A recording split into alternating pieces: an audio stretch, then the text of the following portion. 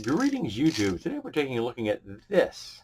This is a palm grip, um, low tight space ratchet. This is an original palm grip from Kipton. That's Kipton Industries USA. This is from the 1950s.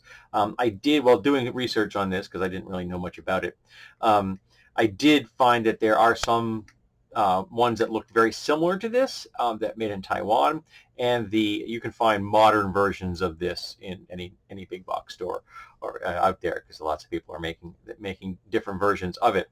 But this is from the 1950s. I don't know if this was the original, tight space ratchet or not.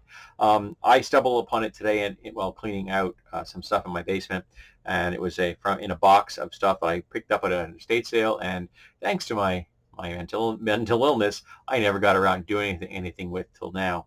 Let's all hear it for having serotonin in your brain, even if it's from off the shelf. But now I'm organizing and cleaning up and putting things where they need to go and such. And I've got this tool, and I think it's a fascinating little bit of kit. Now it's got a little switch down here. I currently have it in the neutral position. So if you put a socket on here, it won't ratchet. So this is what you do to get your ratchet. You want to just boom and just do it by hand. You do it by hand, and then you just flip the switch into one of the two direction, and suddenly you've got a ratchet. It's got a nice positive feel.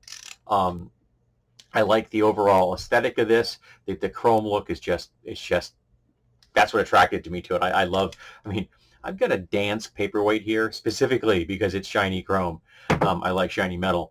And just a wonderful action on this thing. It's so beautiful. Sadly I don't. This is a Craftsman. I think it's a Craftsman. No, this is not a Craftsman. It's a 17 millimeter from, who's this one made by? I don't know. I got this in a lot. I bought a toolbox, and in the toolbox was a lot of tools. Literally, it was full of tools, many of which I got rid of, but some of them which I saved, and I saved a whole bunch of sockets because you never know when I'm going to need a socket, some random size. And there were some good sockets in there, actually. I think there was actually one.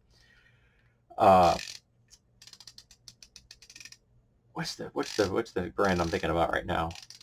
Snap-on. It was a Snap-on ratchet in there, which is quite nice. But this is awesome.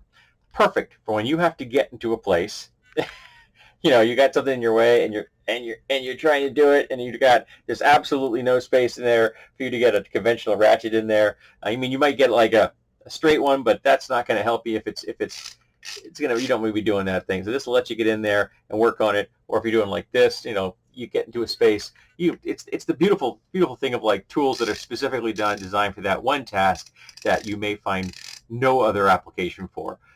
Like your classic undersea wrench for when you're working on under sink, when you're getting on that sink and you're trying to get those nuts on your actual pipes in there, and it's the only time you use that thing. You never use that wrench for anything else, but when you need it, you really need it.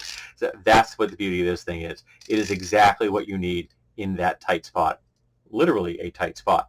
I have a coworker that has a ratchet. I have not had an opportunity to find one, and his ratchet looks like a conventional ratchet, but it's got a T-handle on the end, and you spin the T-handle, and the ratchet turns.